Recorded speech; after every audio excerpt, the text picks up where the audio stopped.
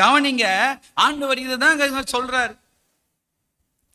அப்ப என்ன சொல்றாரு? நீ ஜீவனுடையவனா இருந்தால், ஜீவன் உனக்குள் இருந்தால், ஜீவனுள்ளே நீ வளர்ந்து ஜீவனிலேயே வாழ விரும்பினால் நீ ஒன்று செய்ய வேண்டும். முதலாவது தேவனுடைய ராஜ்யத்தையும் அவருடைய நீதியையும் தேடு. ஃபர்ஸ்ட். செகண்ட் தான் என்னத்தை உண்போம், என்னத்தை குடிப்போம், அதுக்கும் கவலைப்படுன்னு சொல்லல. ஆமென். நீங்க முதல்ல தேட வேண்டியது என்னங்க?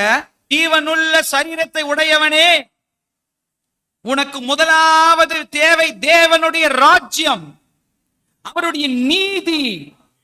அதை தான் நீ தேட வேண்டும். வேதம் சொல்லுகிற இதை தேடும் பொழுது இவைகள் உண்ண, உடுக்க, குடிக்க இவைகள் உனக்கு கூட கொடுக்கப்படும். இதை நீ கேட்க வேண்டாம்.